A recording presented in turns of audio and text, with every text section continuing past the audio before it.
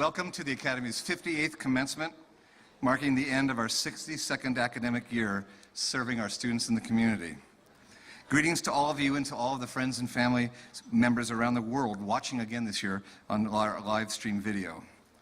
As usual, it's a beautiful day here in New Mexico and a beautiful moment, just right to honor these students among their families and friends.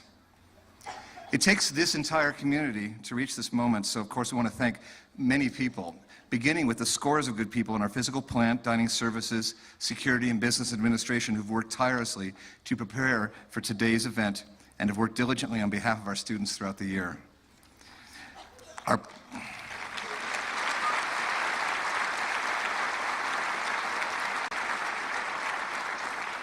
We also want to thank our parent body for the amazing amount of volunteer work they provide through the Parents Association. The selflessness and the size of this service continues to amaze me every year, and the grandparents here today who provide wise counsel and support for their families. Seniors, how about you starting a round of applause for your family members to thank them for all of their efforts?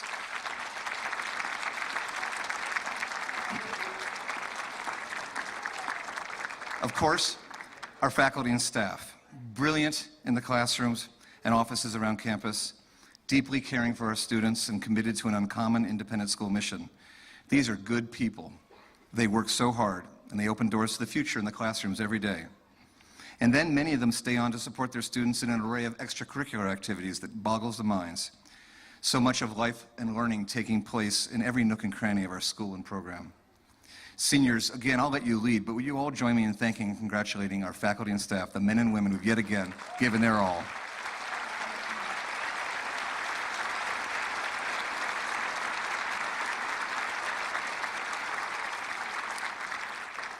We honored many faculty members yesterday for their commitment to the Academy, marking years of service and excellence shared with so many over time. This is the life work of many, and that strengthens us. I'd like to signal out three groups today. First, would all the faculty members who've been here 20 years or more please stand for our appreciation?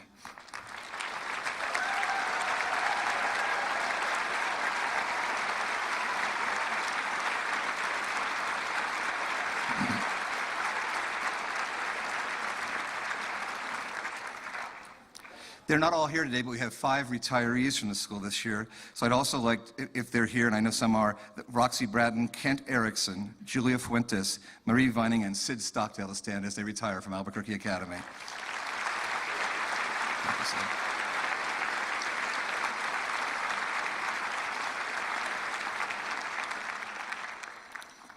We've said it a few times before over the last few weeks and days, but there are moments of passage in a school like ours that are never forgotten. We have one of those moments this year. Those of you close to the school realize that the combination of our mission, the students we get to serve, and the beauty of our school and our state attract and retain many teachers from all over the corners of the world, often for a lion's share of their professional lives. This indeed occurred in the life of a young math teacher moving here from Florida in 1976. Joining an esteemed department of the school, he learned shoulder to shoulder with distinguished colleagues, tasted every aspect of the school as he taught, coached, and administered, captured the attention of his students with his signature ooh, ooh, while waving his arms about a fascinating moment in mathematics or mathematical history, and captured the hearts of all of us as he changed our lives, helped mold our school, fought valiantly and successfully through a cancer scare, and then in 2 exquisite final moments, taught his last class about undecidability in mathematics, and then addressed the seniors with some of the best and most heartfelt advice and gratitude I've ever heard. These seniors are so fortunate to bear witness to the end of a career that has shaped so many lives and made such a difference to our school and community. A man who is Albuquerque Academy. Audience, I'm going to ask you to hold silent a moment. Dawn, before we recognize you here today, would you just please stand and walk to the top of the steps and step forward and look around at the community that you've built for 41 years.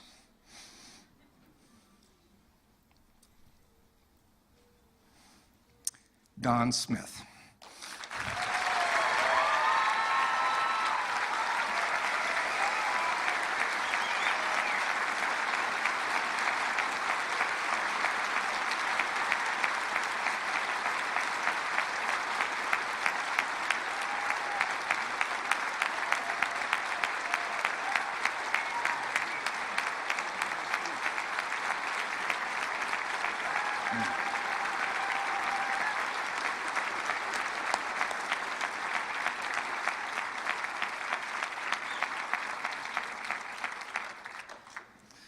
Another long-serving group deserves notice and thanks here today. Our Board of Trustees and Treasurer Gary Gordon sitting here in front. From an initial board of 5 men overseeing a small and financially challenged boys' school in the early days, this self-perpetuating group has set the course for our school, growing it from humble beginnings to one of the most successful independent schools in the nation, changing the lives of thousands of students along the way. They're volunteers, devoting countless hours to the school out of love and an understanding of the importance of the work we do in our mission. Please join me in thanking the board for their service to our students.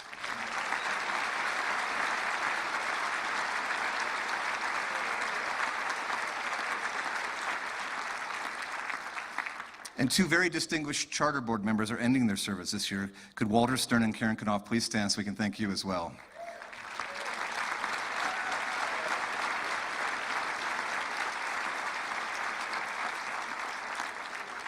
The challenging work of today's academy takes efforts of everyone I've mentioned today and more, but it all began when a few parents just wanted a more academic community and opportunity for their children, and they went out and found a schoolmaster, William Wilburn, to help found the school. Everyone present at the start made sacrifices and carried a lot of weight, finding enough success to put the school on the map that it attracted the attention of the Sims family. Each year at graduation, we pause to think of the extraordinary things that have happened since. Gifts from the heart that came from the Sims family, gifts that created the school of today and our mission, gifts that have changed thousands of lives for the better, gifts that are now inspiring another generation of parents and alumni to contribute to this noble cause as well. Back in the back, we always set aside seats, and we will forever, for Albert and Barbara Sims each year at graduation. They've attended many times. Now in their 90s, they love the school from a distance. The word love is usually in the first sentence or 2 that I hear from Barbara Sims. And Albert still usually starts with a gravelly, "How's our school doing, Andy?" They're remarkable, and the legacy of their family will live forever at our school. We're going to reserve those seats for family members forever, and our seniors will always extend their thanks from the community as they enter the tent. Today, the Sims are represented by Maggie Sims, sitting in her customary seat on the right on the aisle in the back so that she can see the beauty of our seniors walking in and out during the ceremony. We stand in awe of the Sims family legacy. We can't thank you enough. Maggie, could you please stand to be recognized by the community?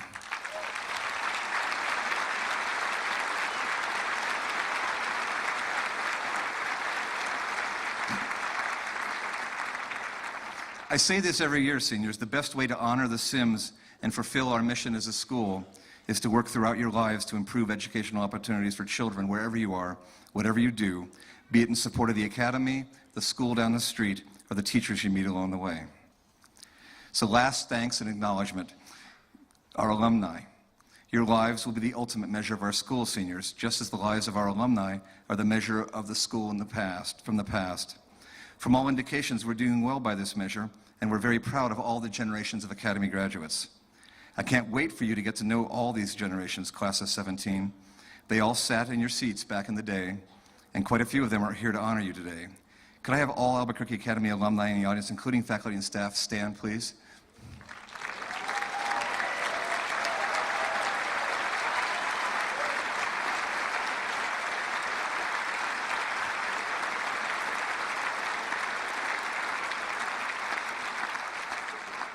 Keep going strong, Chargers, and keep supporting each other and your families, your communities, and the Academy throughout your lives.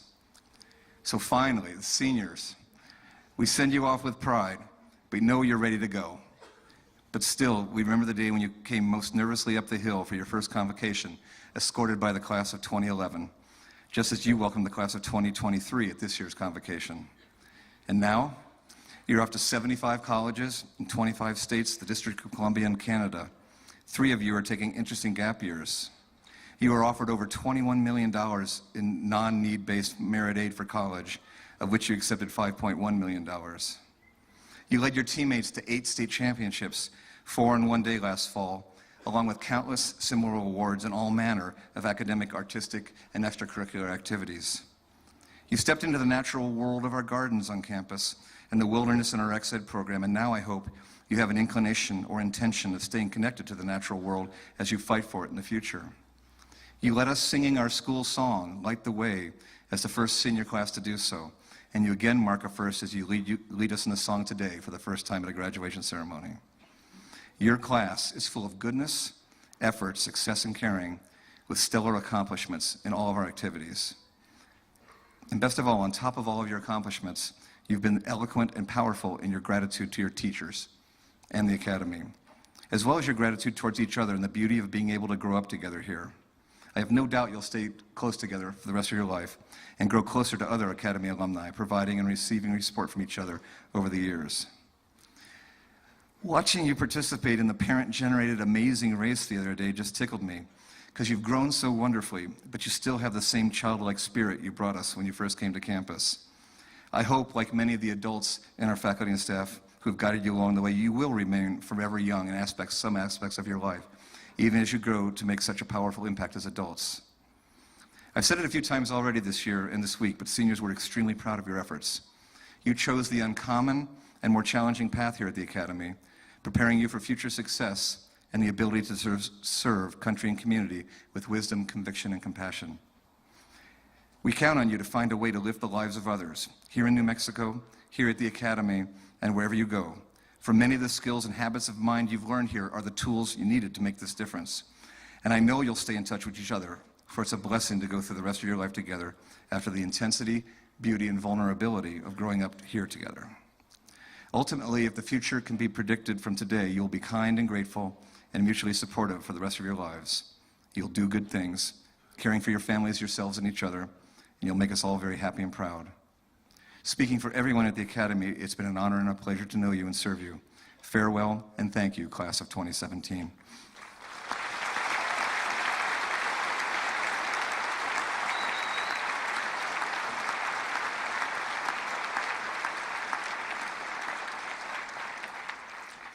Our first student speaker has been a class leader for a long time and now a senior class officer, a dedicated and serious scholar, a passionate cello player, a photographer, and a sensitive multiculturalist. She's committed to excellence in all that she does.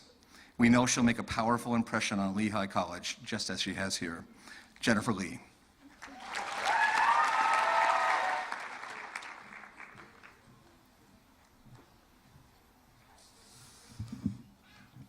Good morning, class of 2017, friends, family, alumni, faculty, and staff.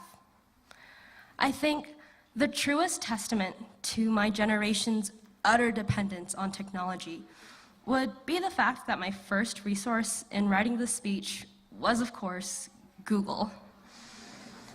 In doing so, I discovered the following commencement speech cliches. To emphasize greed and egocentrism, this is our day. The future belongs to us. To state the obvious, today is not the end of our journey, but its beginning. Now, I wonder what commencement means. And finally, because they can't finish with the end, they demand that the graduates take on a simple task instead. Go change the world. Now, with those cliches out of the way, I can hopefully impart the modicum of wisdom I've acquired over 18 years in an original, inspiring speech. For example, the first piece of wisdom would be the correct usage of the word modicum. Not to brag, but it's a pretty big word that I found on thesource.com, another resource I used, when I looked up the word peace. All jokes aside, it is an incredible privilege to stand before you today and recall the countless accomplishments of the class of 2017. We are a class of artists, athletes, and intellectuals, the next generation of innovators and creators. We are the quiet ones, the loud ones, the in-between ones. Even then, however, it seems that these adjectives don't quite capture how incredibly unique this class is. In fact, there are certain words that this class would unanimously associate with one student, whether they fit the person well or not. Words like ochre, shot put, or British. Though I guess you could associate that last one with two students. And that's exactly the thing. This class represents not only a diversity of backgrounds and beliefs, but a diversity of passions and interests. The Academy has taken these very characteristics and transformed each into an opportunity to learn and grow. It takes these meaningless words and puts new, individualized meaning to them. In my time here, I came to the realization that empathy is not just an emotional understanding, but an intellectual one as well. Just because I believe ardently in my causes doesn't make someone else wrong or a bad person if he or she disagrees. In an age where it feels like lines are arbitrarily drawn and people are divided by the most superficial attributes, the Academy has taught each and every one of us to embrace this diversity instead of being separated by it. I also learned that compassion isn't just kindness, it's awareness. Compassion is the ability to look beyond yourself and ask how someone else's day is going instead of expecting that someone ask you first. Academy students realize this because there is something so incredibly special about the relationships we develop as students here. This is a school where we grew up, developed our minds and our relationship to the world. We experienced the innocence of the early years in 6-7, the discomfort, regret, and awkwardness of the years in 8-9, the tribulations and ultimate triumph of our years in 10-12. And of course, what makes our time here even more memorable is the tireless, dedicated work of all the faculty and staff who show up every day to make this experience possible. We would have never learned these invaluable lessons without them.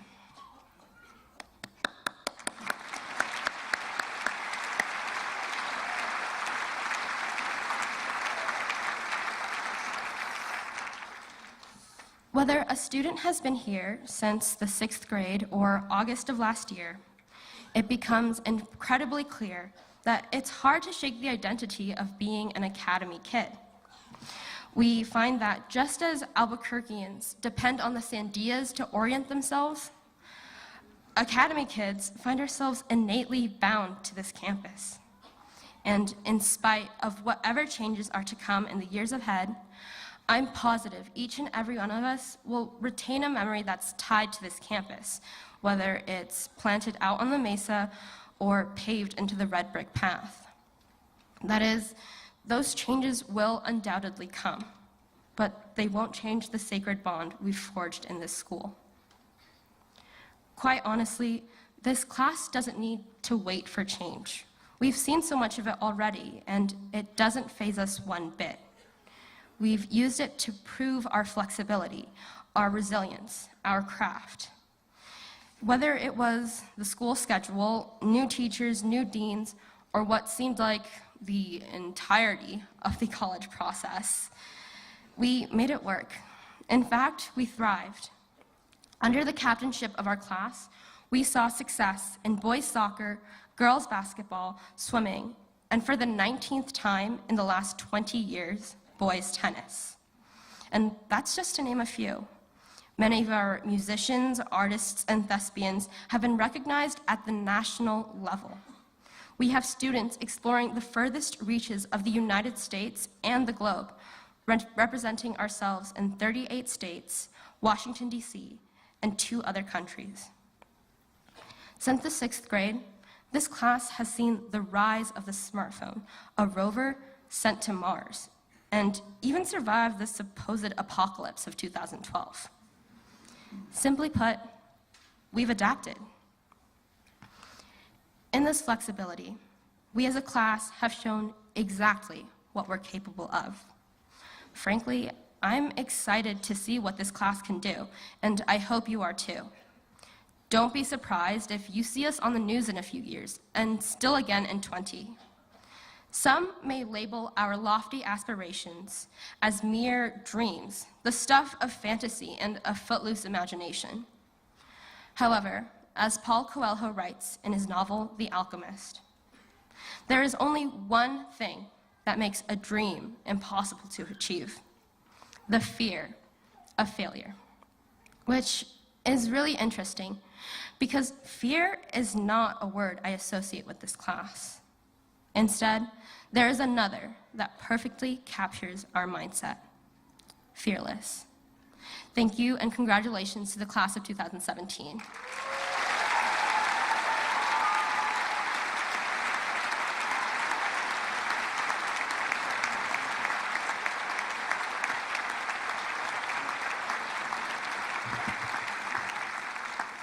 That was beautiful, Jennifer, thank you. And I'm very pleased I only did like 1.5 of the 4 cliches that she mentioned in the speech.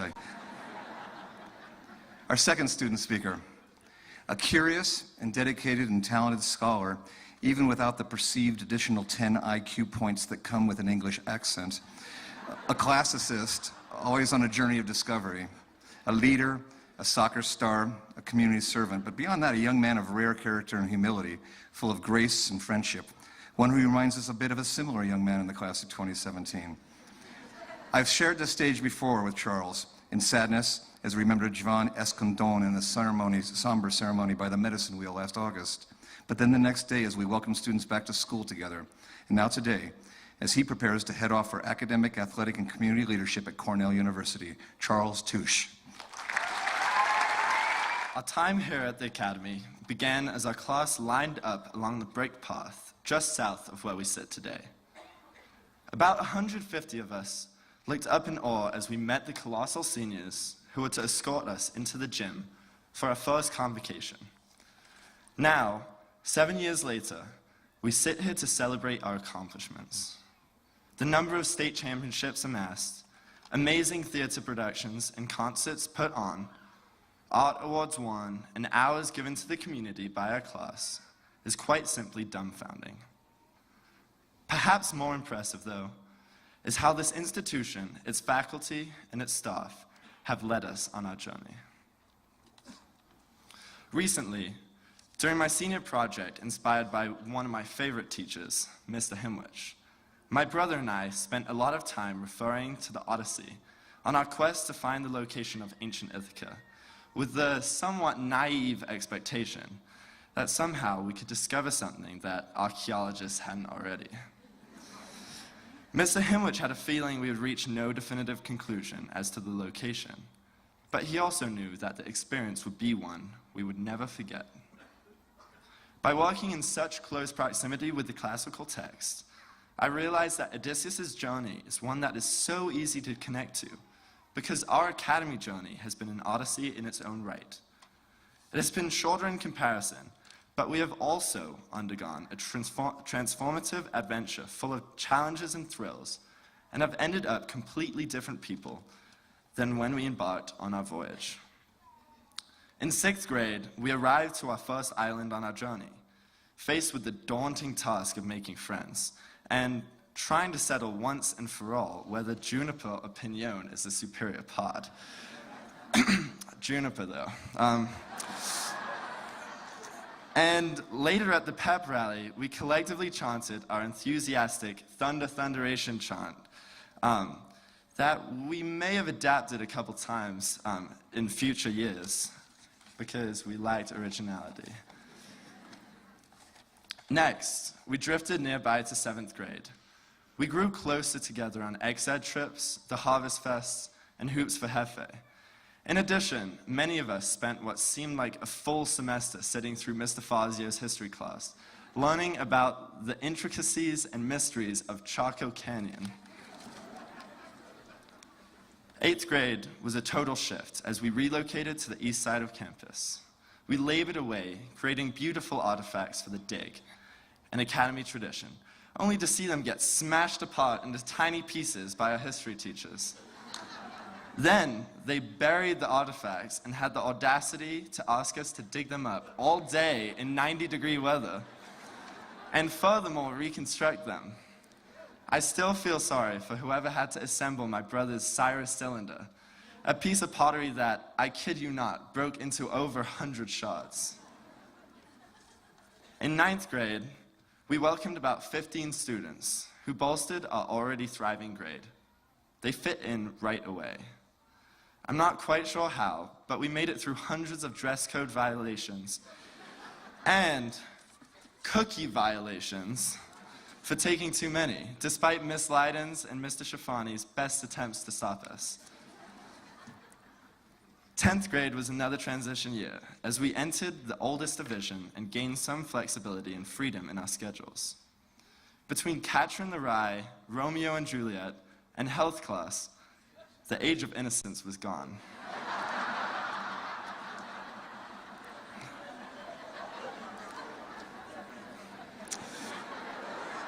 Yeah, so anyway, we're gonna move on from that one. 11th grade was probably our hardest year. The rigor of classes increased dramatically, and coffee became everyone's best friend. Once again, we endured Miss Berry's crisis management presentation, which laid down the safety rules on campus. If it tells you anything about our class, when asked if we should run, hide, or fight if a bear was on campus, everyone instantly yelled, "Fight." With land in sight, we entered 12th grade. Our grade really banded together this year. Perhaps it was a common struggle of college applications or the prospect of leaving each other at the end of the year. Or maybe it was Dr. Rasper's silky dance moves after our stampede onto the court floor at this year's pep rally. Whatever the reason, barriers between cliques faded quickly, and we began to treat each other with a more profound respect and understanding. Now, throughout this journey, we haven't traveled alone. Thank you to all our family and friends for the constant support and the sacrifices you have made. And to our amazing teachers at this school, you have altered our paths by changing our values, our areas of interest, and our perception of the world. Just as Athena intervened in Odysseus' story when he was in times of trouble and need, so have you. I was lucky enough to be in Mr. Smith's 8th grade geometry section. He made the entire class excited about something as simple as the proof for the area of a circle. Although we all knew the formula, Mr. Smith's flailing arms, expressive grin, fluttering eyelids, and high-pitched QED, after inscribing polygons in a circle, inspired all of us to master geometry and excel in math. His passion was contagious. Mr. Smith, you and the rest of the teachers at the school have inspired us, intrigued us, and encouraged us at every point along the way. Thank you.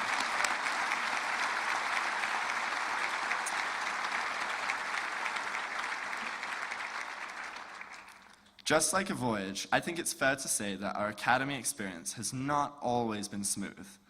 We have encountered difficulty and may even have lost sight of our goals at times. However, we responded to those occasions, learning from them and incorporating them into who we are, so that we now sit before you today. After we take a moment to reflect on how far we've come on this journey, we must eventually move on to the next volume of our lives.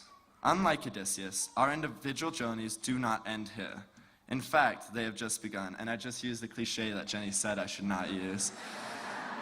But anyway, looking up here today, I see so many talented, hardworking friends who will go on to achieve great things. I keep telling my family that I'm already looking forward to our class reunions so that I can see where everyone ends up. Who will be the most ferocious lawyer of our generation? Judging from stories of her dismantling opponents in speech and debate, my guess would be Helen.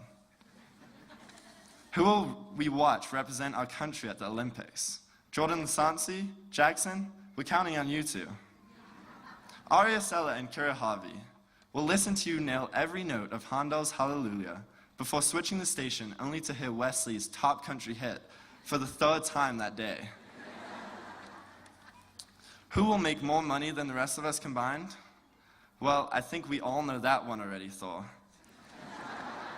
And finally, most importantly of all, who will captain the cheerleader team of the Dallas Cowboys? After Powder Puff, I think Jordan Lee and John Stice will have to fight it out for that job.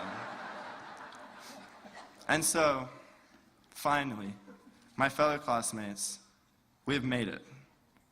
We have completed our odyssey. The bonds we have forged will remain in our hearts, and the memories are scorched into our minds forever. We have passed each monstrous exam and essay the Academy has thrown our way. And I dare to say, we have passed them with flying colors. Congratulations, class of 2017. It has been an honor going on this journey with you. Thank you.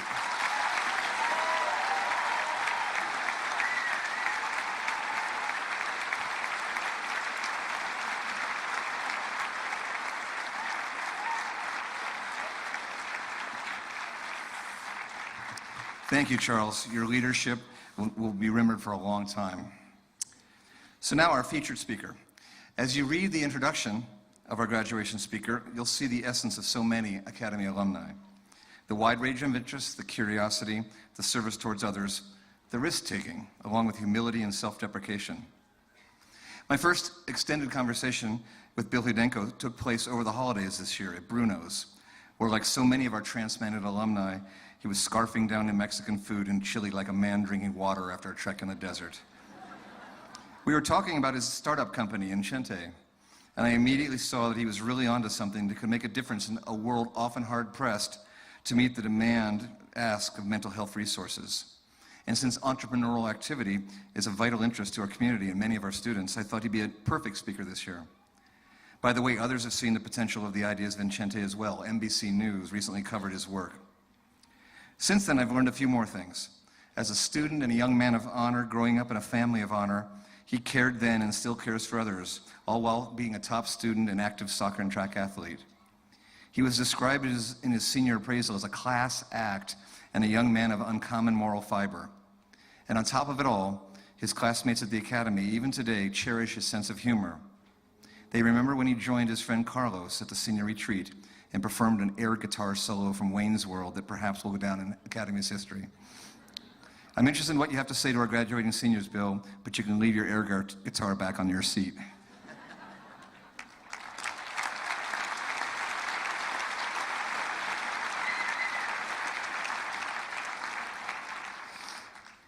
Greetings, distinguished faculty, staff, alumni, trustees, family, and most importantly, the class of 2017.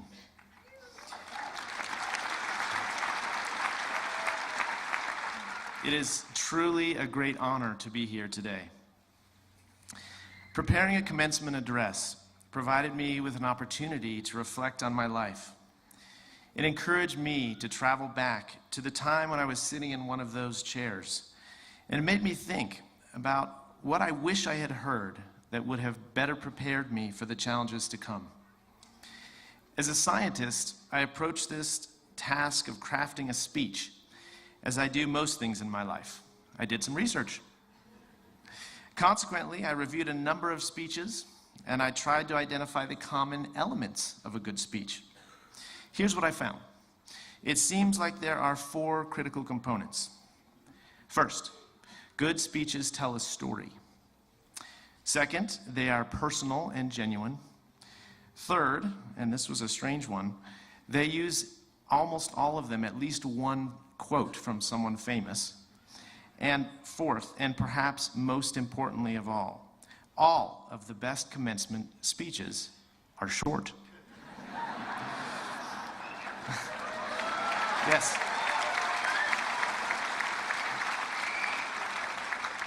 After all, I must be mindful that you are here first and foremost to watch the class of 2017 graduate. And so, in the next 15 minutes, I'm going to try to accomplish each of these 4 objectives with the hope that I might convey something that will be useful to you today, and, with any luck, something that will stick with you for years to come. So it's often said that hindsight is 20/20. This phrase is typically used when we consider decisions we would have made differently only if we knew what was to come. It's also true that only with hindsight can we identify the critical moments that have had a dramatic impact on our lives. For my story, I want to tell you 3 short, seemingly disconnected tales that include the critical moments of my life. These 3 tales work in concert to reveal one of the most important lessons that I've learned. The first tale is about my relationship with the Academy. The second, about training elephants. And the third, about how I met my wife. So my story will begin in a very personal way as I talk about my lifelong relationship with the Albuquerque Academy. The Academy has always held a special place in my heart, and it's a special place where I have deep roots. Like many of you, I'm sure, it was the first critical moment in my life that was linked with a letter. I still remember the vivid memory of opening my acceptance letter from the Albuquerque Academy at my kitchen table, anxiously revealing the crisp white paper that offered me admission to what seemed like a mythical place. At the time, my brother was attending the Academy, so I had a sense of how amazing it was, but nothing could truly prepare me for the incredible adventure that would be my education here so many years ago. Further adding to my connection with this place was my mom's acceptance to the position of Director of Admission and Financial Aid when I was a sophomore at the Academy. This was a big change for me, primarily because I had to figure out how to avoid her on campus. I believe, however, that this also affected most everyone here, as the class of 17 was admitted by my mom. Following my graduation from the Academy, I discovered that my relationship with this place continued.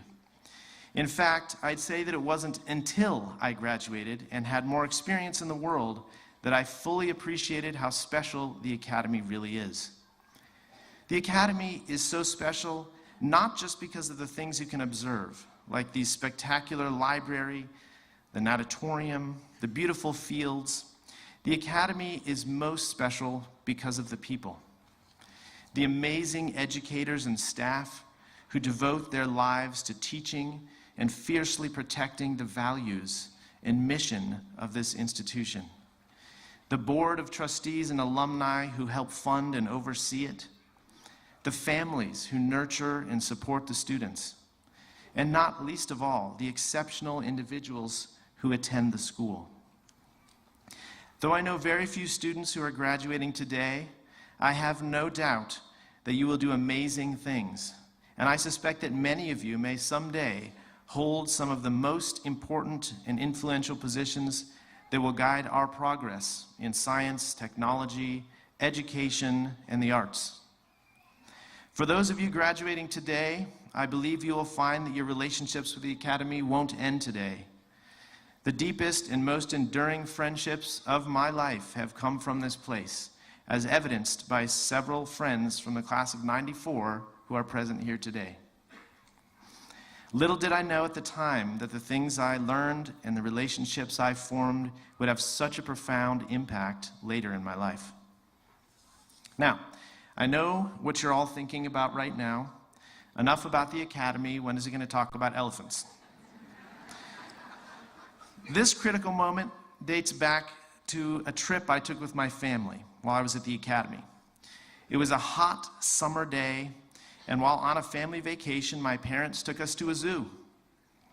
I remember standing next to a gaggle of visitors as we strained to hear one of the zookeepers talk about the elephants in the enclosure.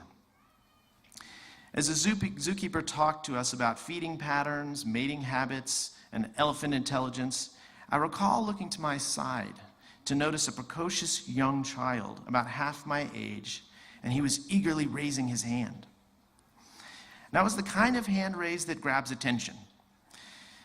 It was sort of combined with the urgency of having to go to the bathroom with the excitement of a burning question.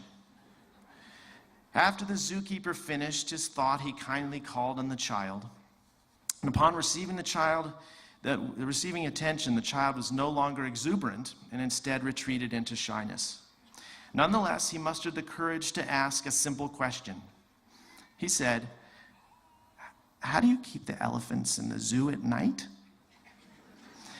Now, at first, other visitors, myself included, smiled dismissively as we considered the question from the child as elementary, but what came next caught my attention.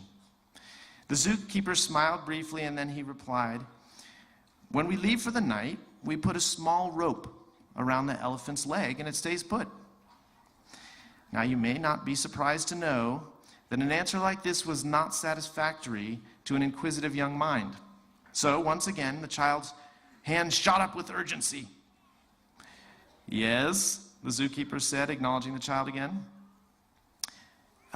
Can't it just break the rope and knock down the wall?" Now, it was a point in time that held no great significance then, but the response from the zookeeper would have a profound impact later in my life. The zookeeper hesitated slightly at the child's question, and then he revealed a secret of elephant training that has been used for ages. He said, "Well, actually, elephants are incredibly strong creatures and could break down even the thick walls if they were properly motivated.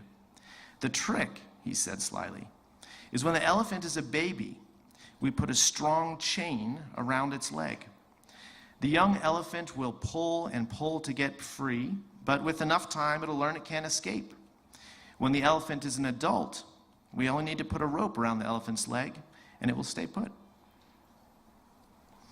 Now, the last critical moment I want to tell is about how I met my wife, Heather. This one begins in my sophomore year at the University of Michigan. I recall walking into a large lecture hall on campus for the first day of my cultural anthropology class. It was a class of about 100 students. After selecting a seat midway back, I began to scan the room to see if I had any friends. I didn't see any friends, but I did see her. It was hard to describe what it was about her. All I knew is that she was stunning. She had long, dark hair, an impossibly symmetrical face. Her broad, engaging smile was enchanting, and her laugh, even when heard from afar, captured my heart and made me want to be with her. I remember vividly coming home to my roommates later that day and saying jokingly, "I found my future wife." The funny thing, however, was that I wasn't joking. I intended to marry this girl. The problem was that I had no idea how to even get near her. What made this particularly complex was that she had a group of friends who surrounded her in class, so I couldn't get next to her. These friends also walked with her to and from class, so I had no way to get her alone to strike up a conversation. Now, at this point in my story, I should acknowledge the class of 2017 and reveal that I am old enough that there were no smartphones or internet to speak of at the time. So I had no access to Facebook, no Snapchat, no messaging, and no Tinder. I had to go manual. So, class after class, I strategized. Though excited about my fantasy of an amazing future marriage, I was more terrified of the rejection and possible public ridicule that would accompany a botched attempt at approaching her. So after a month of considering my options, I formulated a radical plan. I would talk to her. I then decided to wait until the very last day of class so as to avoid the shame of a potential failure and seeing her in future classes. And I decided to follow her out from class and just directly ask her out on a date. It was madness. So that fateful day, I mustered every bit of courage I had and I followed her out. She was walking as usual with her group of friends, and I quickened my pace to catch her. I recall reaching out and gently tapping her on the shoulder. I said, "Hi, I'm Bill. Can I talk to you for a minute?" She looked quizzically back at me, and she said, "Okay." She nodded to her friends, and they continued walking, and there I was, alone with her. Now, summoning all of my nerve, I said in my best and most confident voice, I know you don't know me, but I've admired you from afar, and I'd really like to get to know you. Would you like to get a cup of coffee with me sometime? Now, I'll never forget that moment. She looked at me with her wide brown eyes, and she said, "I'm sorry, I have a boyfriend." And she quickly turned and kept walking, leaving me alone on the sidewalk. Now, what was life-changing about that experience happened moments after she left. Because unlike the intense shame and embarrassment that I imagined would accompany this moment, unlike the soul-crushing rejection that I wasn't sure I could endure, instead, I felt nothing. If anything, I felt a bit relieved. And it was in that moment that something snapped. Like an elephant that had become aware of its rope, I had broken my rope of fear. Now you may be wondering what happened to that girl. The answer is that I never saw her again. And I'm so thankful for that.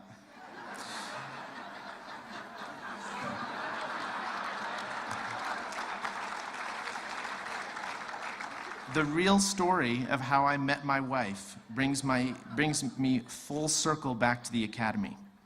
I did meet my wife at the University of Michigan, but it was through my friendship with Caroline Kiston from the class of '96. Heather was Caroline's roommate, and much like my reaction to the girl in class, I was stunned by everything by her. What was different about meeting Heather, however, was that at this point in my life, my mind was free. Instead of being constrained by the ropes of fear and doubt, instead of worrying about the rejection that might result from the brashness of talking to another human without pretense, I could approach her openly without worrying that the world would end if I failed. Incidentally, Heather and I also worked together at the Academy summer camp after my senior year, which cemented our relationship through many experiences that would lead ultimately to our marriage. As I wrap up my remarks on this beautiful New Mexico morning, I'd be remiss if I didn't include my famous quote to fully coalesce the meaning behind the critical moments of my life that I have described. So for my quote, instead of Thoreau or Emerson, I'd like to invoke the profound words uttered by Lawrence Fishburne in one of my favorite movies, The Matrix.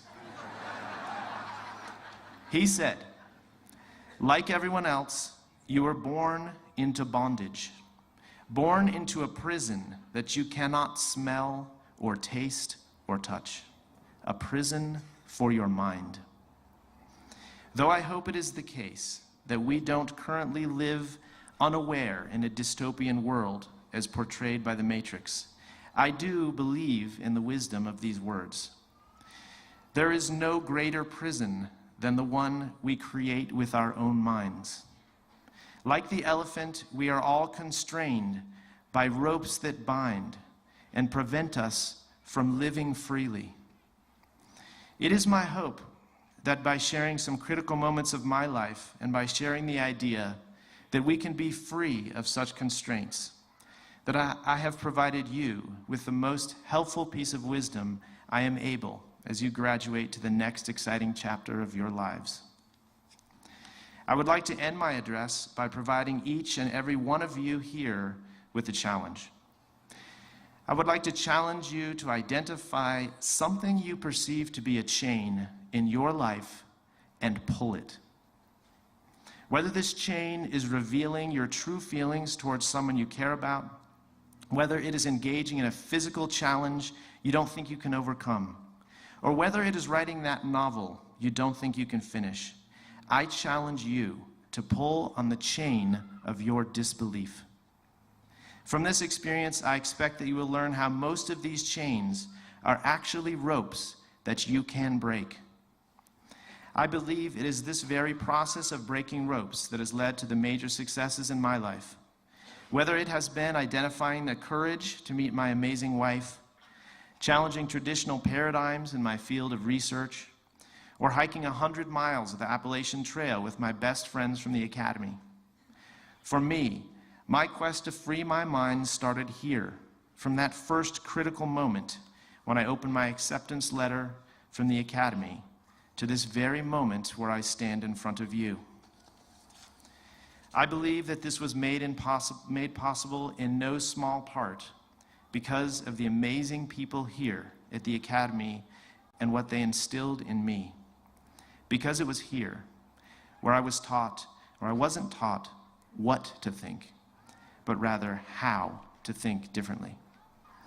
Thank you for your time, and congratulations to the class of 2017.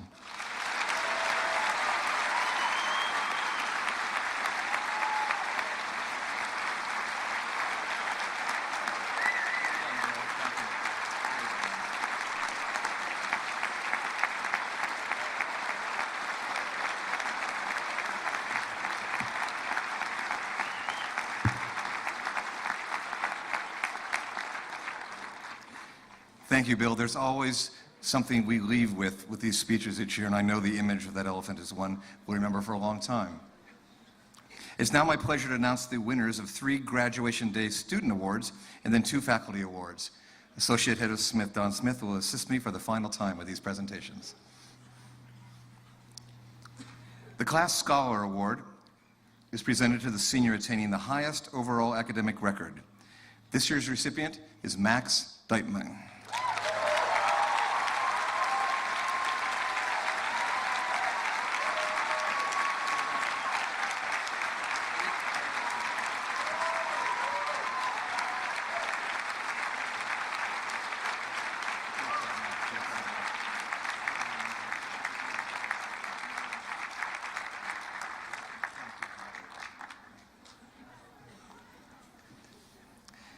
The Academy Award is chosen by the students of the junior and senior class to honor qualities of leadership, loyalty, and character. This year's winner is Patrick Clark.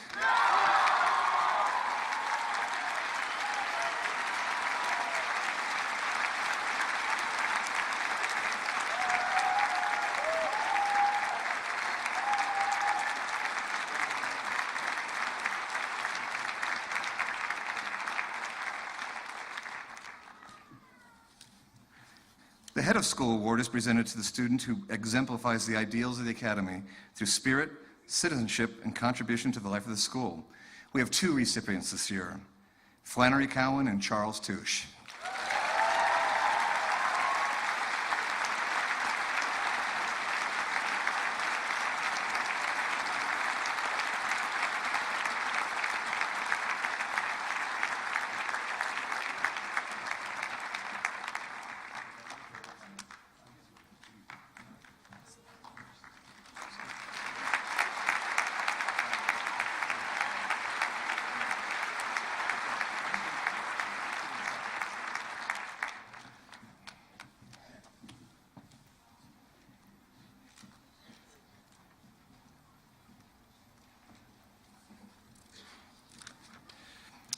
Our first faculty award is the FX Slevin Award for Outstanding Teaching.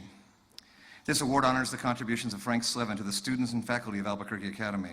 In his 17 years of service to the school as chair of the English department, Mr. Slevin balanced rigor with compassion, promoted patient inquiry, and championed graceful expression. He was a determined generalist who displayed thoroughness, judiciousness, and a great humor in all he undertook. This year's recipient has done it all: teaching, coaching over the course of his career of volleyball, basketball, track, and baseball, working in all the divisions, being a dean, working on testing, working in the summer camp. He once wrote in his annual report, "I believe teaching is an art, a daily work, and a way of life. No, it is not a science like some people believe. Teaching involves emotions, which cannot be systematically appraised and employed. It also deals with human values, which are quite outside the grasp of science." He's also a storyteller, with his hand on your back and his gaze deep in your eyes, not unlike his colleagues, Don Smith and Darrell Gage. And each day, no matter how early I get to school, I see him sitting in his corner office in McKinnon, preparing his classes and preparing to change the lives of his students for the better. This year's Slevin Award winner is Tony Esquivel.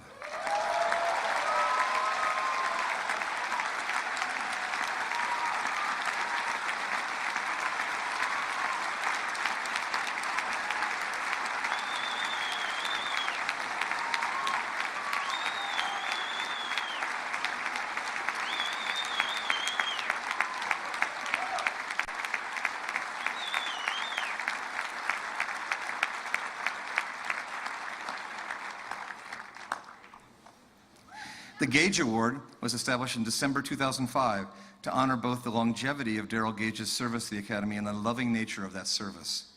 It's awarded annually to a teacher who, like Daryl, enriches the Academy community through infectious enthusiasm for his or her discipline, deep devotion to students, care for and loyalty to colleagues, positive and unflagging work ethic, understanding of the interconnectedness of a school community, and a joie de vivre. Daryl never gave up on a student, and will never be forgotten by those whose lives he touched. Daryl still loves the school deeply, and he helps us out with admissions and alumni matters. We're sorry that he can't be here today. This year's Gage Award winner doesn't take students on for a semester or a year. She takes them on for life. Her classroom environment is very warm, with students clearly at ease interacting with her and each other. They know what to expect from her, and they get the job done for her. Our alumni always remember her fondly.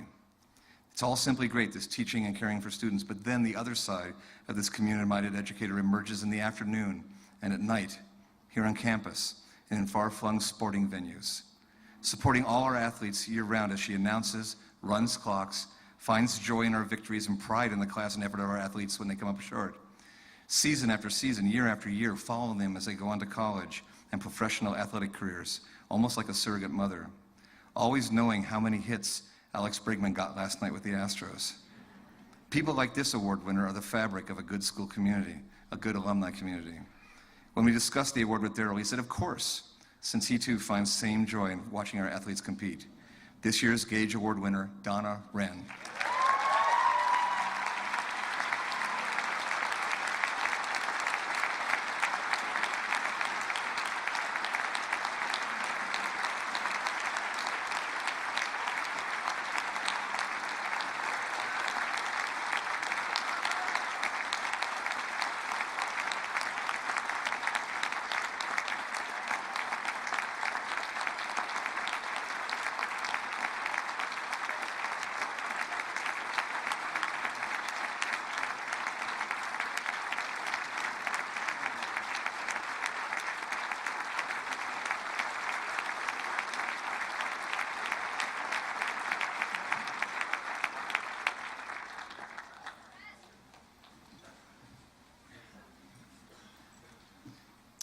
Okay.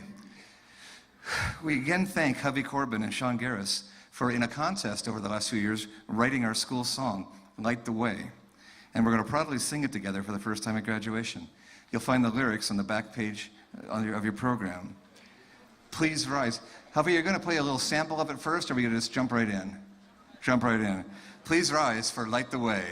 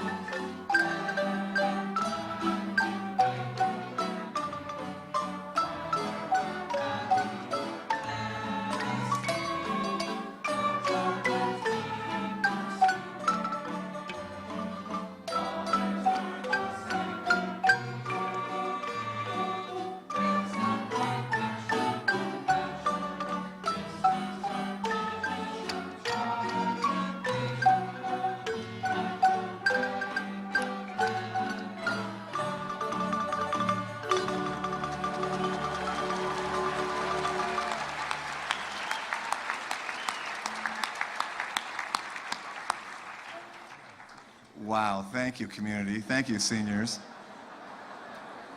What do you think of that, alumni? And now the reason we've gathered. Assisting with the diploma presentation will be Associate Head of School and Senior Faculty Member Donald Smith, Assistant Head of School Stephanie Lukowitz, Division Heads Sonia Roth, Chris Deneen, and Martha Palmer, Dean of Students Christine Lenhart, and Senior Class Dean Michael Sullivan. Presiding over this moment and validating the successful completion of our academic program will be Board Chair and alumnus Adam Honegger, Class of 1991.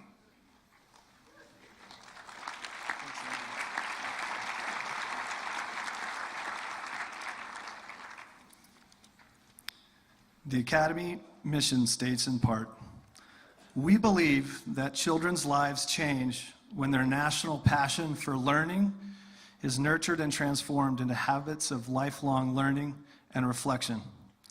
We believe that the world changes as these children learn to serve country and community with wisdom and conviction and compassion. As I make the following declaration, we entrust the Academy's mission to you, our new graduates. No longer children, now young men and women with the clear-eyed belief that you will indeed serve our country, our community, and our world with wisdom, conviction, and compassion. By the power vested in me by the Board of Trustees of the Albuquerque Academy, I hereby declare that the members of the class of 2017 have fulfilled their requirements and are now to be known forever as graduates of the Albuquerque Academy. Congratulations.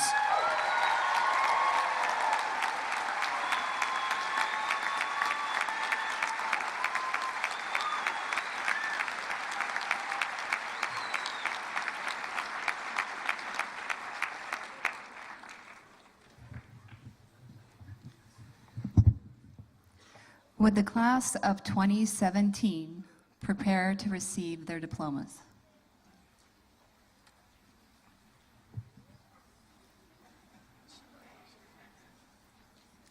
Madeline Nicole Aldarete.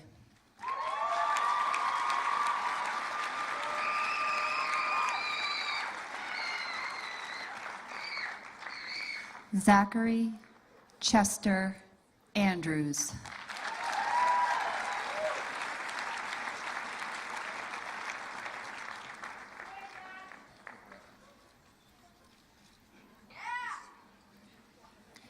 Trinity Laura Andreas Miller Aragon.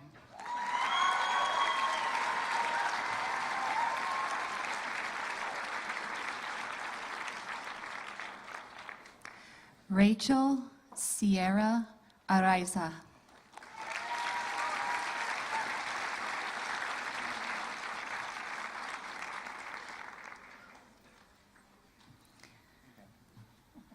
Merritt Margaret Barnwell.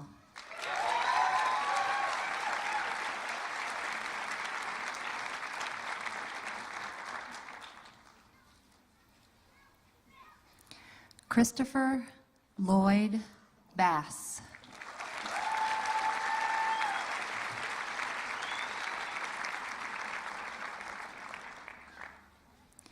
Bethany Ann Bauer, cum laude.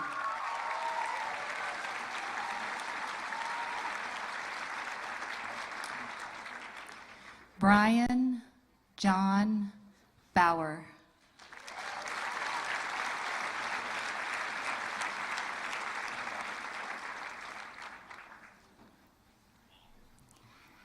Gabriella Lee Bauer.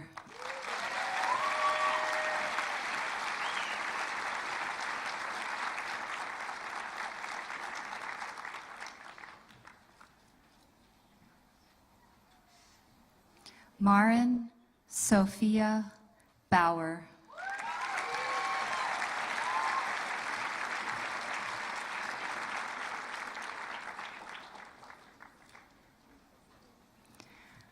Bradley Charles Benson.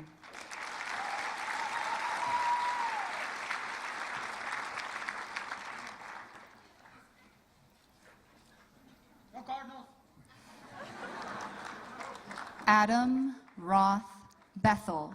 Faculty member Marnie Bethel will assist in awarding the diploma.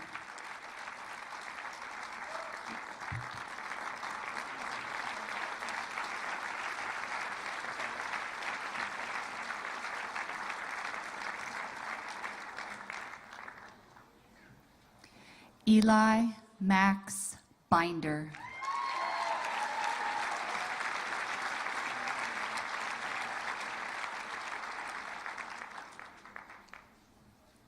Thomas Glenn Bobick Braybrooks.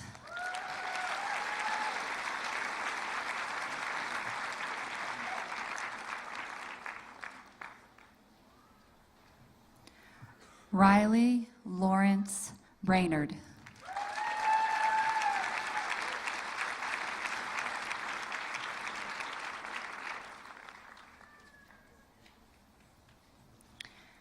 Rebecca Cheryl Breinholt, cum laude.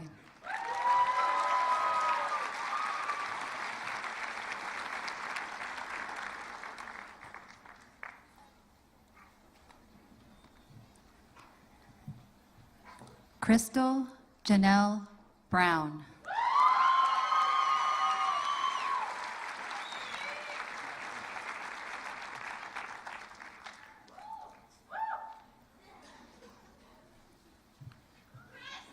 Daniel Robert Bruce, cum laude.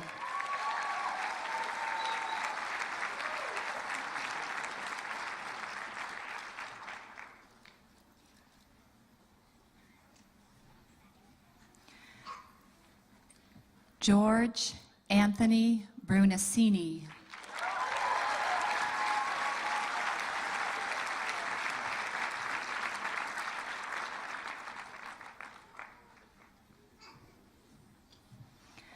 Connor Lucas Butler.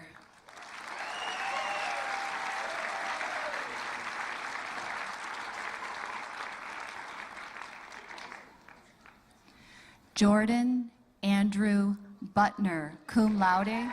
Trustee Chris Butner, class of '81, will assist in awarding the diploma.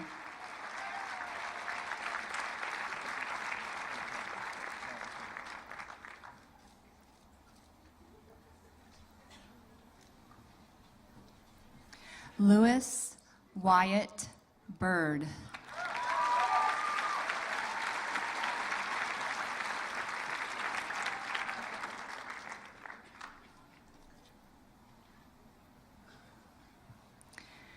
Rachel Ann Carey, cum laude. Trustee Emeritus Brent Carey, class of '79, will assist in awarding the diploma.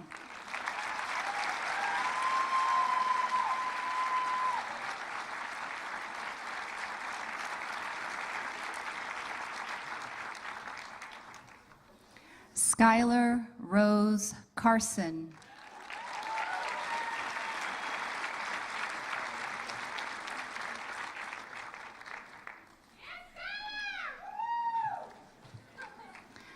Mateo Cruz Castellano. Staff member Jake Castellano will help in awarding the diploma.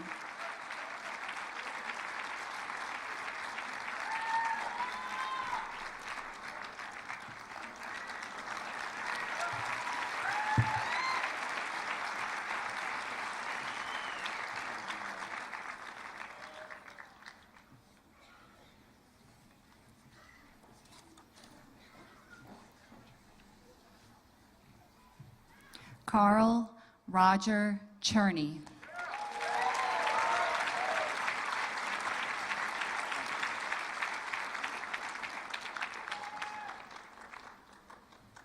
Patrick Lewis Clark.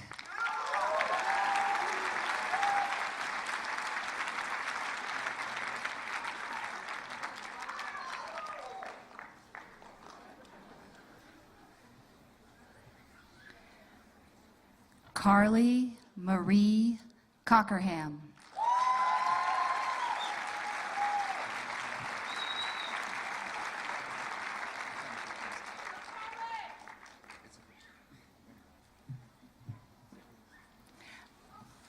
Malachi William Lawrence Coleman, cum laude.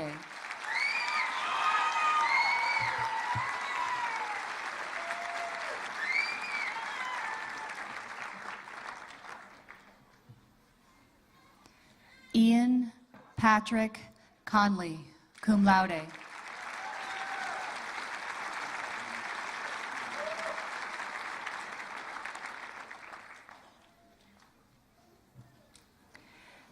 Ashley Lauren Cooper.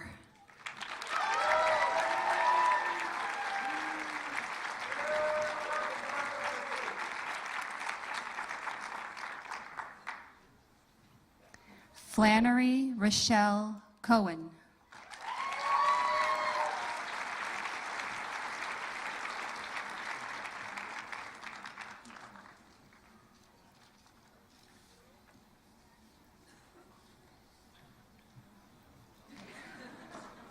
Clay Matthew Crosby.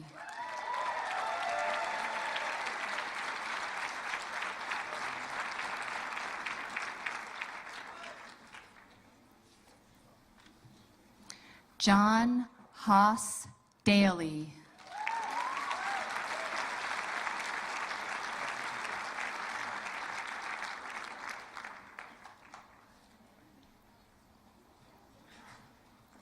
Christian James D'Angelo, cum laude.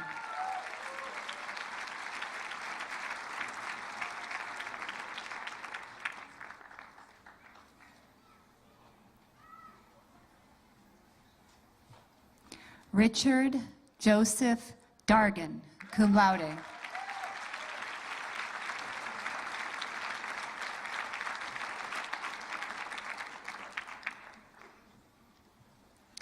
Malamati Margaret Daskalos.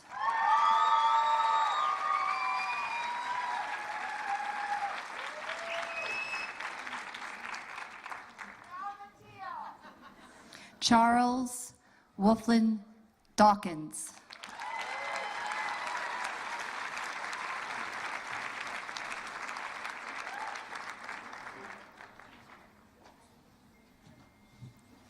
Alexandra Claire Dean, cum laude.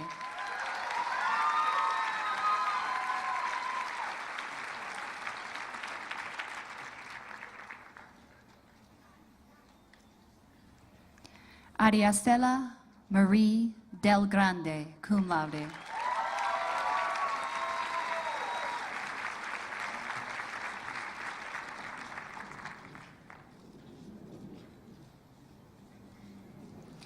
Paul Joseph Divine, cum laude.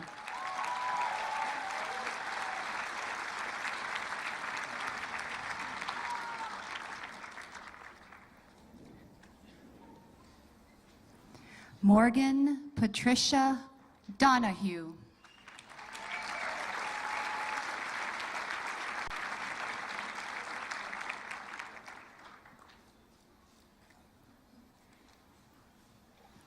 Anna Lorraine Dubert.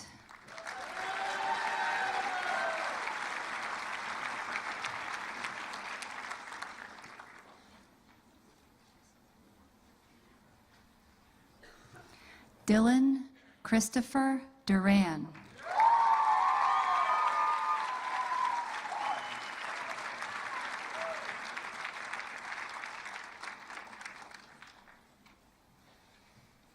Maximilian Tejas Dykman, cum laude.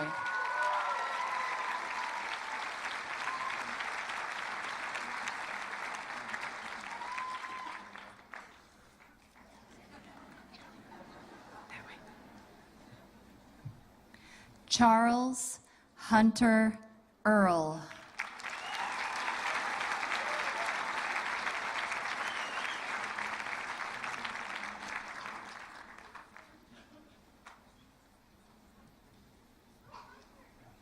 Alexander Christian Esparza.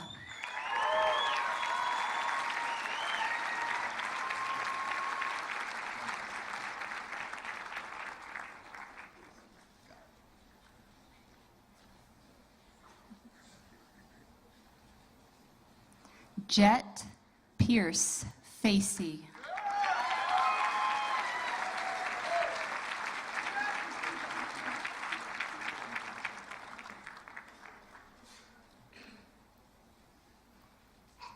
Margaret Mackenzie Fisher.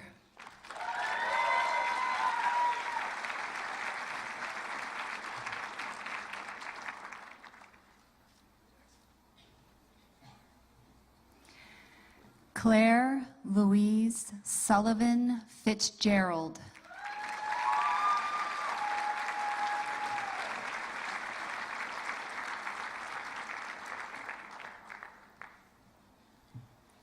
Sebastian Michael Forward.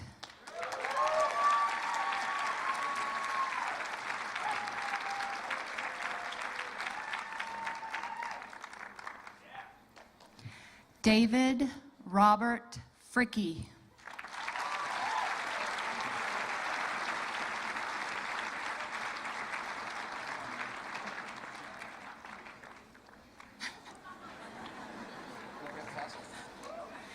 Adela Maria Gallegos.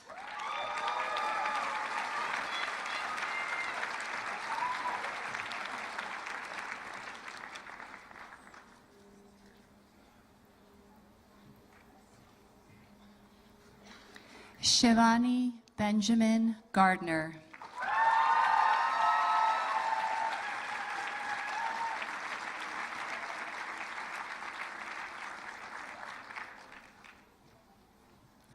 Aria Dinas Gaston Pantaki.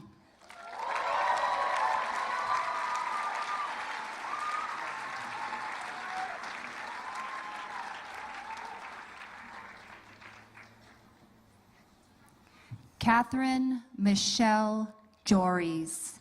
Faculty member Susan Jories will assist in awarding the diploma.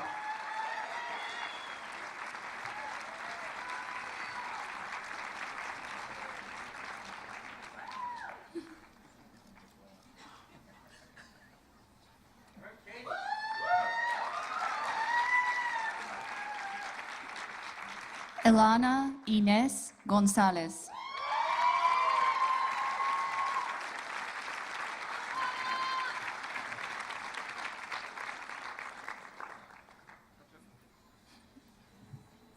Katie Graham.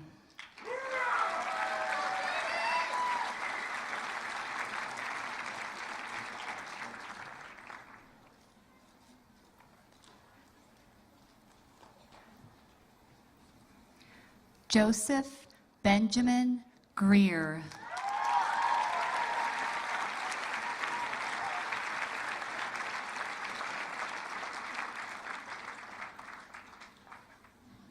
Ruby Lou Grossman.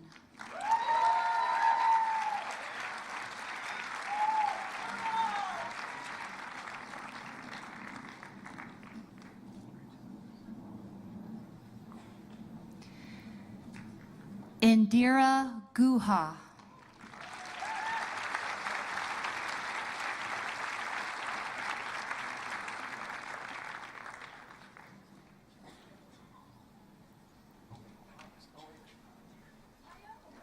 Stephen Mark Harrington.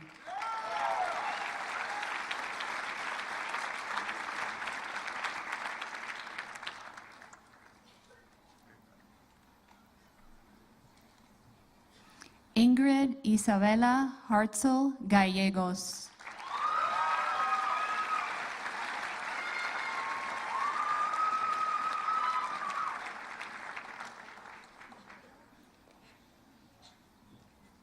Kira Rochelle Harvey.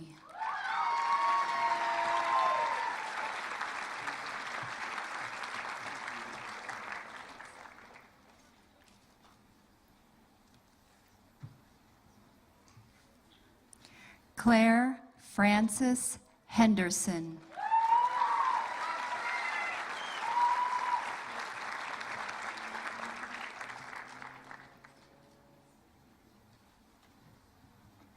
Alexis Renee Hernandez.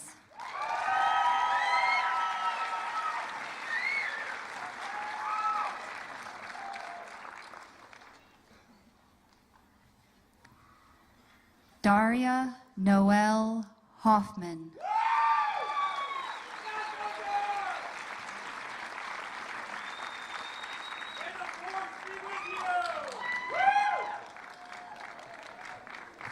Elizabeth McKenna Hewlett. Faculty member Melina Hewlett will assist in awarding the diploma.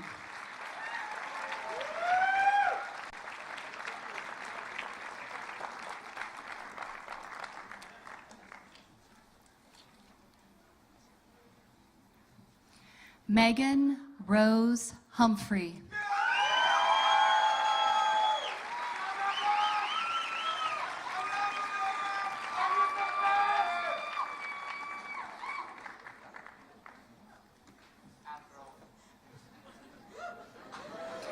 Leah Weiling Hurwitz.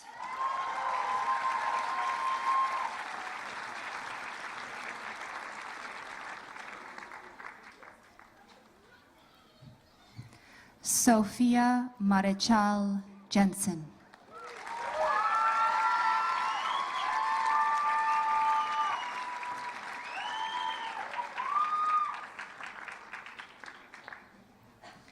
Isabel Margaret Jerome, cum laude.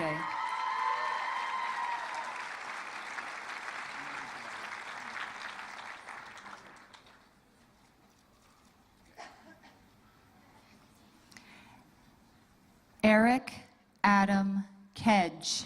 Faculty member Adam Kedge will assist in awarding the diploma.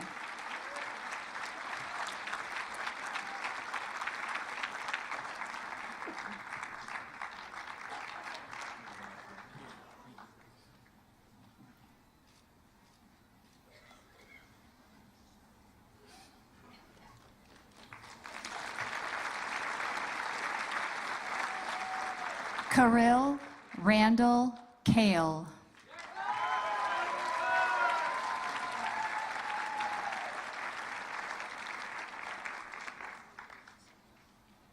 Sam Keith.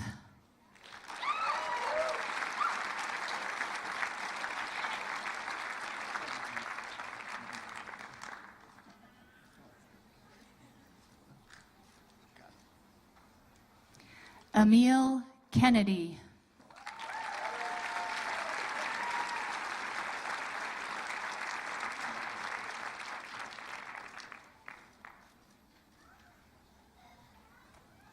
Teresa Sky Kennedy.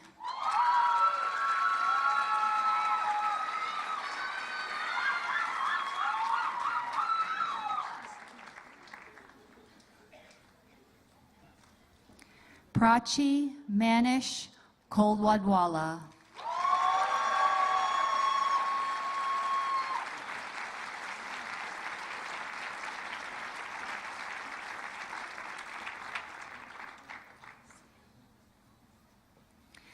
Sarah Claire Kinzel. Staff member Emily Kinzel will assist in awarding the diploma.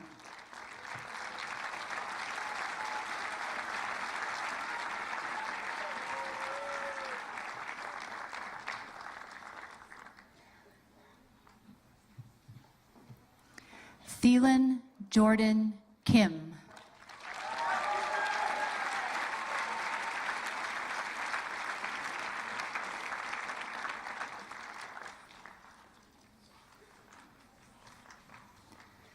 Cameron Darcy Christensen.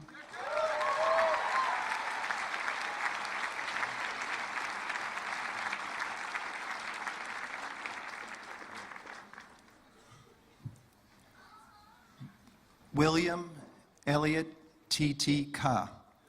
Faculty Emeritus William Ka will assist in awarding the diploma.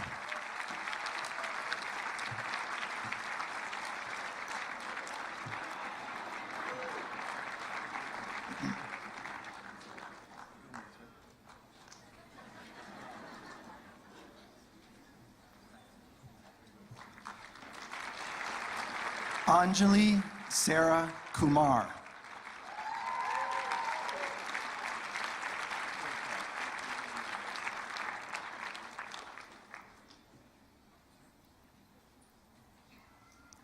Michael Thorwald Larson, cum laude.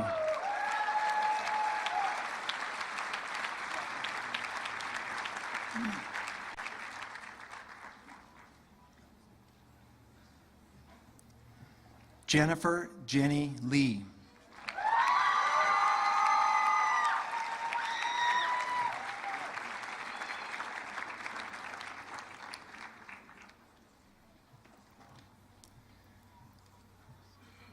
Jordan Jihoon Lee. Cum laude.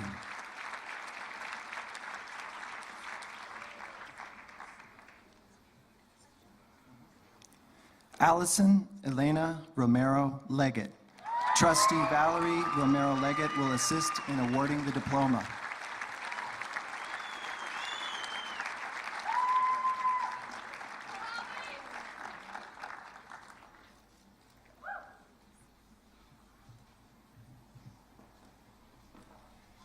Jordan David Lisensi.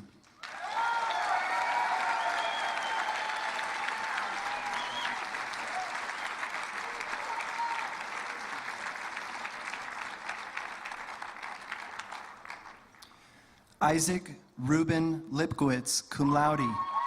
Faculty members Stuart and Stephanie Lipkowitz will assist in awarding the diploma.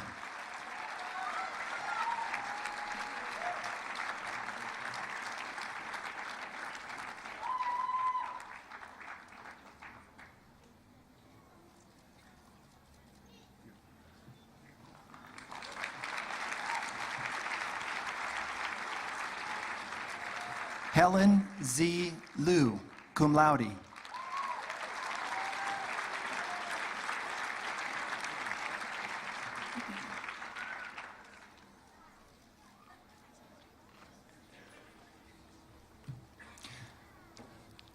Sophie Elizabeth Long.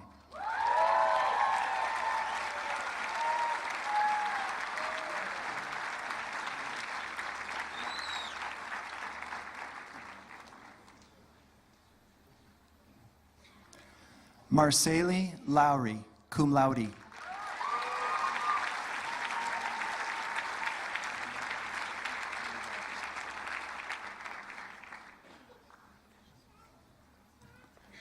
Noah James Lucero.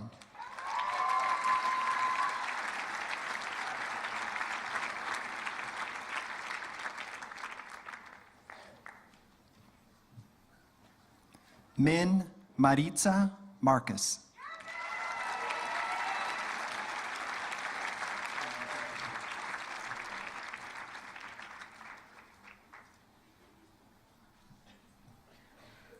Jade Ali Markinson.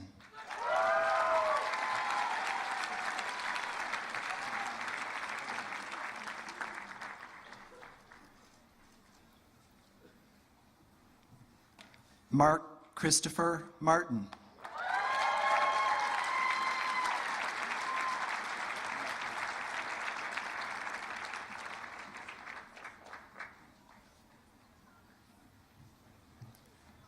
Gabriela Raquel Martinez.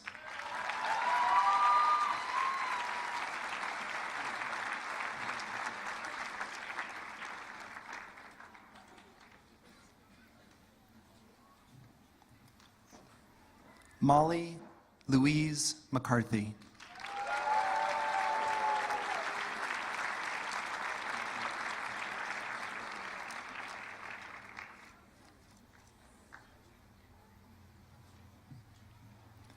Melina Elizabeth Rotifer McClure.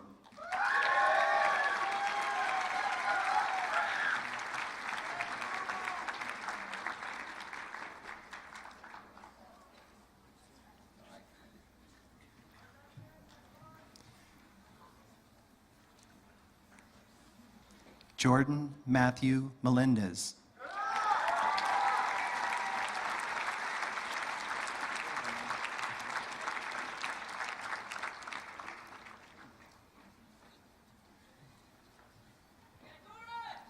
Lynn Madani.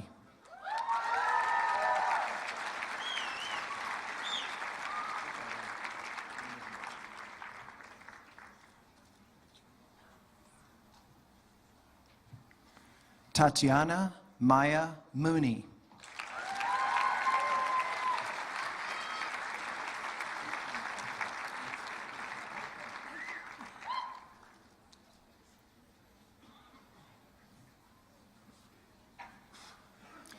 Raffaele Yates Moore, cum laude. Faculty member Cindy Moore will assist in awarding the diploma.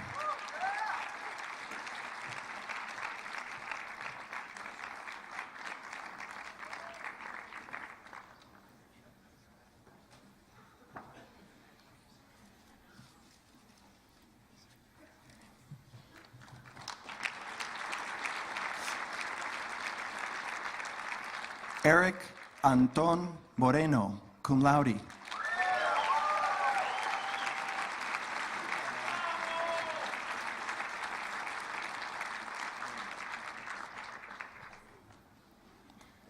Natalie Moreno Martinez, cum laude.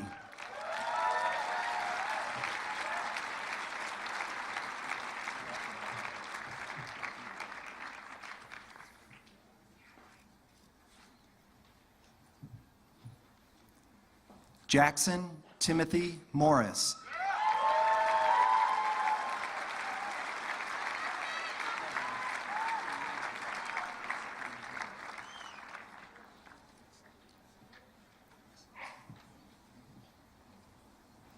Silas Joseph Gerard Murphy. Faculty member Austin Murphy will assist in awarding the diploma.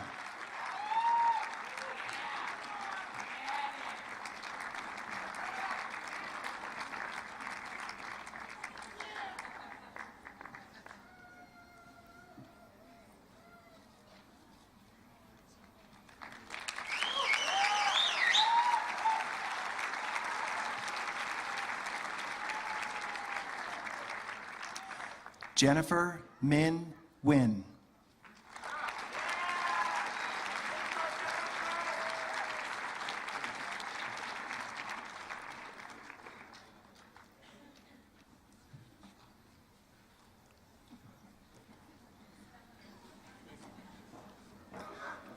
Rujraj Prashant Nagot.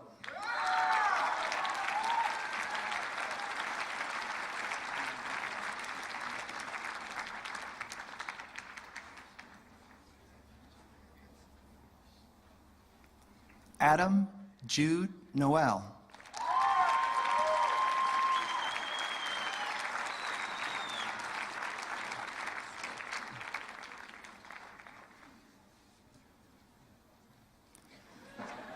Mitchell Wesley Nunez.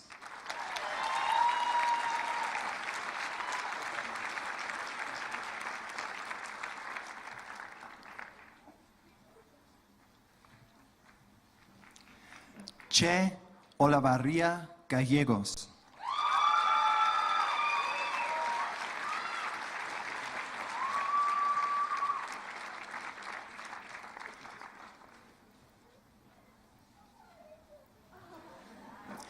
Ryan David O'Malia.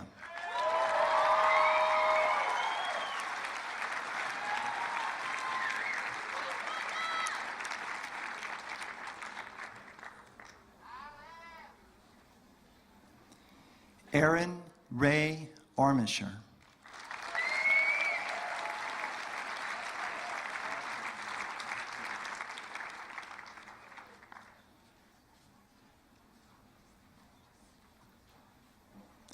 Hannah Marisa Gail Oshiro, cum laude.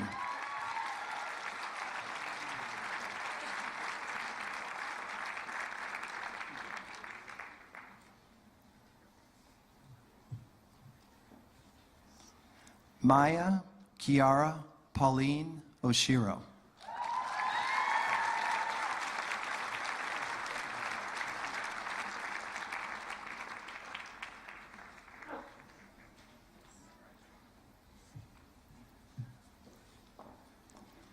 Miguel Ángel Otero. Coaches Maria and Jorge Otero will assist in awarding the diploma.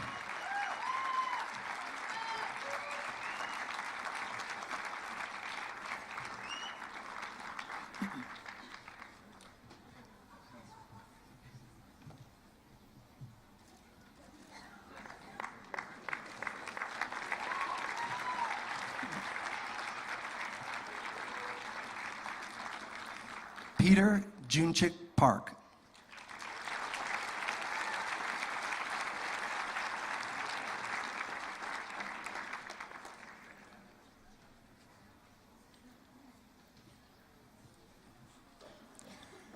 Caroline Regina Pecos Duarte.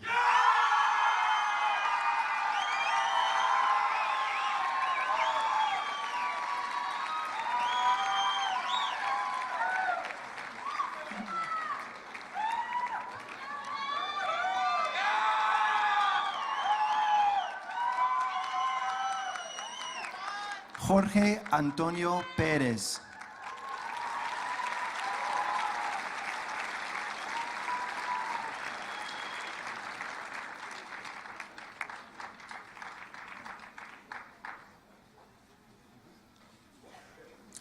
Wesley Harlan Pick Roth.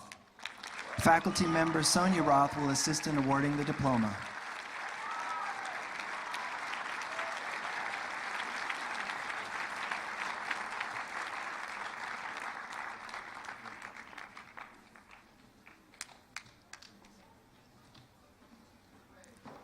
Linda K. Procell.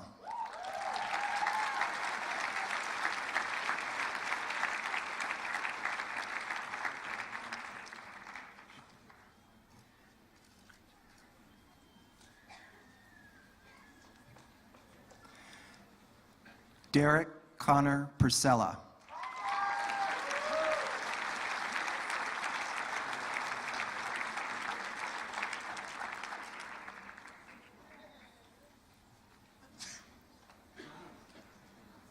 Serena Alexis Ray.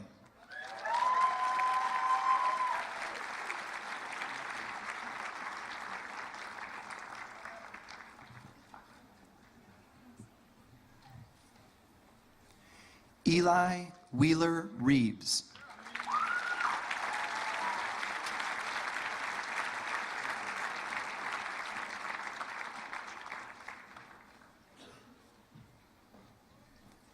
Samson Julius Riddle.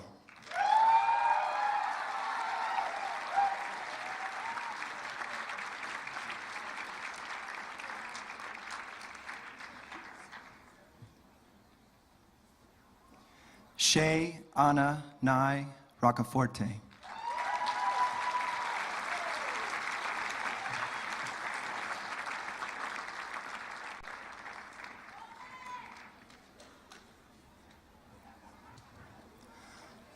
Andre Michael Rodriguez.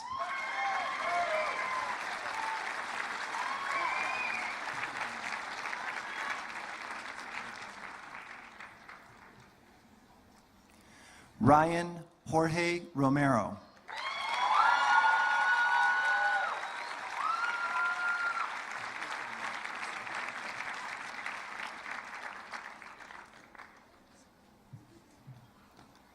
Antonia Silvestri Ruiz.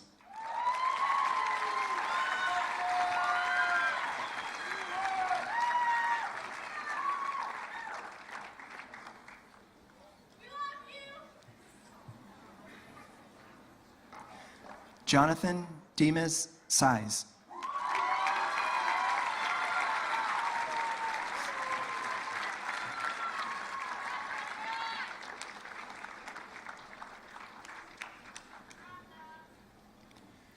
Jacob Quincy Sandoval.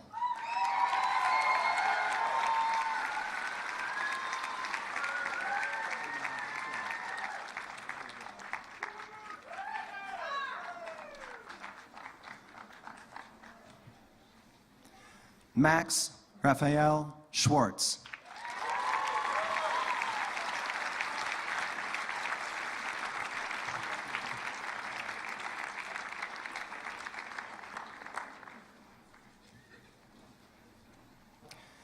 Kira Seidenberg, cum laude.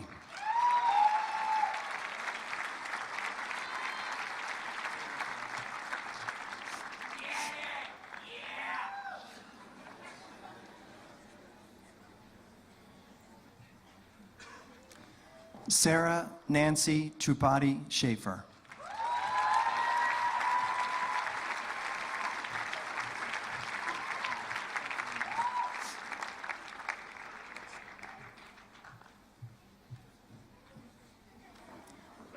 Caleb Arthur Shaw.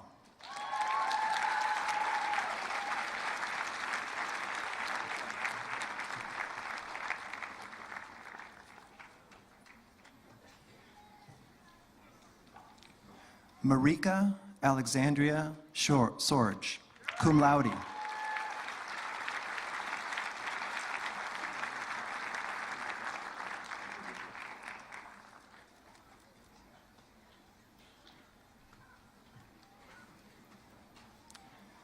Anna Victoria Spawn.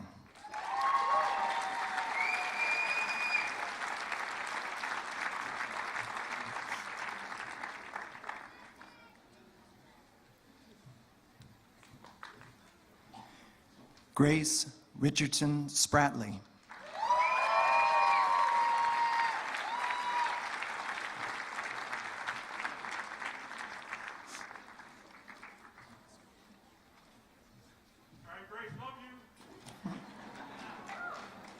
Rachel Erin Stegmeyer.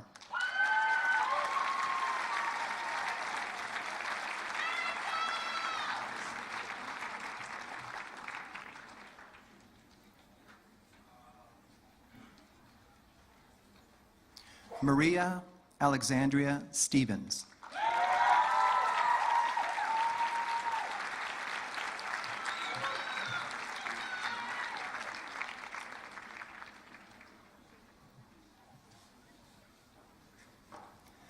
Claire Stratton, cum laude.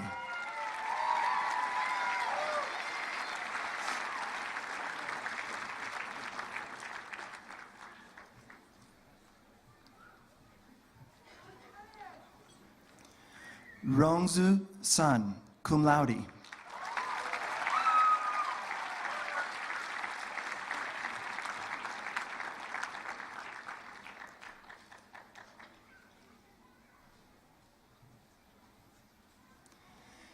Nitya Sundaram.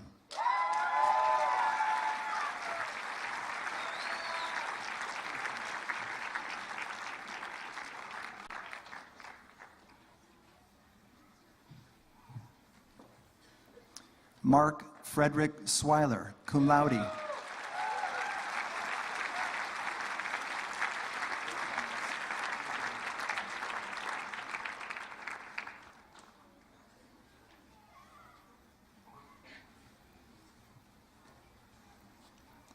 Alexander Thomas Coolidge Touche, cum laude.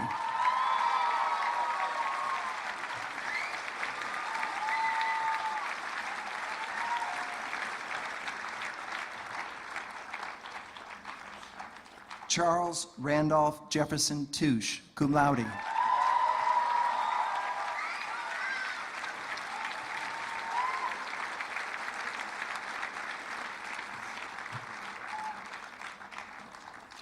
Janai Troy.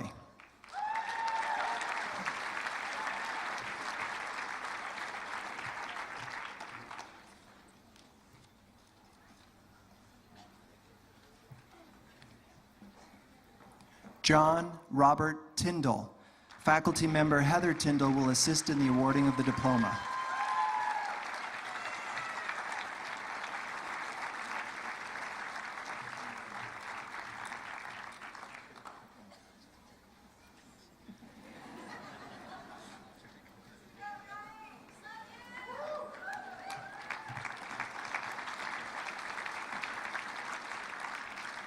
Sarah Catherine Utterback.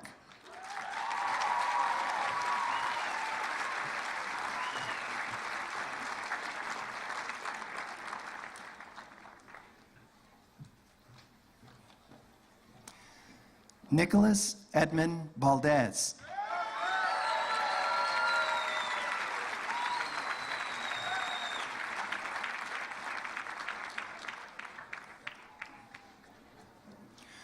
Mirella Dimitrova Vasilev, cum laude.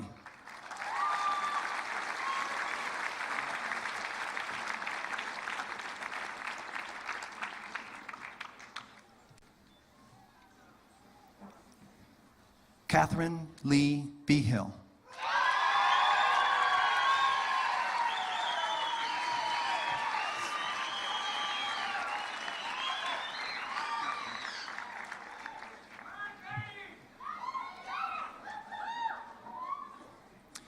Elijah Santiago Vigil Frazier.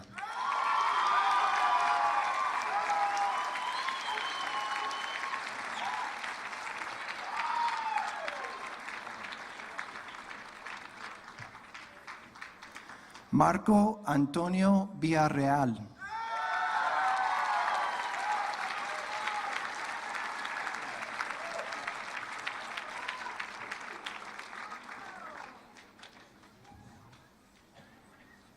Celeste Mariné Villaseñor.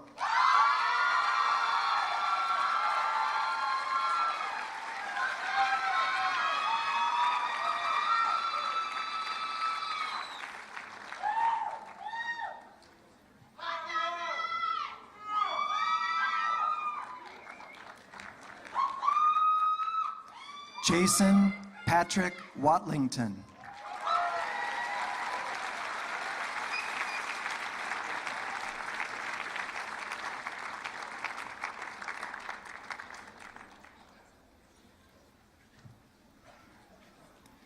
Allison Sydney Wilner.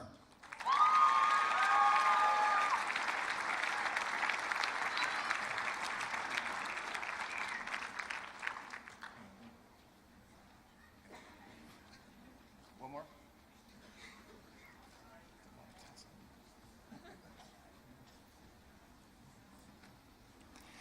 Evelyn Starr Wolfley, cum laude.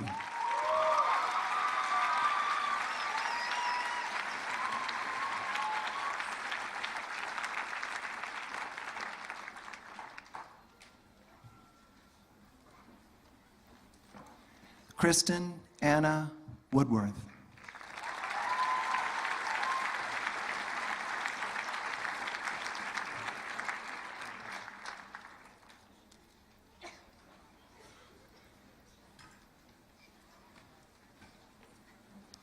Elena Calliope Zaffrey.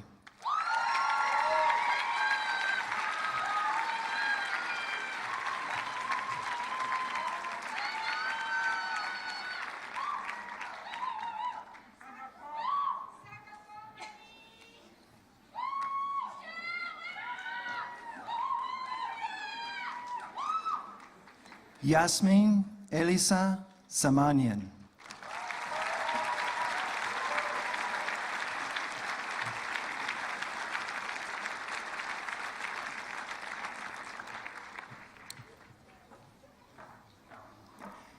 Angela Ellison Zoe.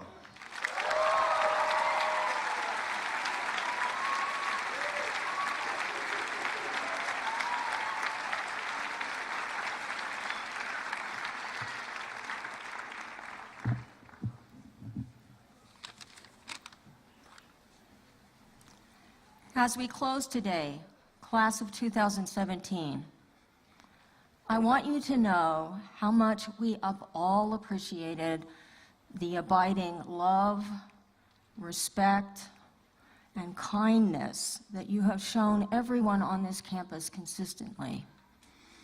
Dr. Mike and I want you to know that we appreciate your leadership and your loyalty to the school, and the goodness that you even have shown to the underclassmen. You have been one of our finest classes, and I don't say that lightly. We are very proud of you. We want you to come back often to see us, and we know great things lie ahead for all of you. Members of the Board of Trustees, faculty and staff, parents, grandparents, family, and friends, I present to you the class of 2017.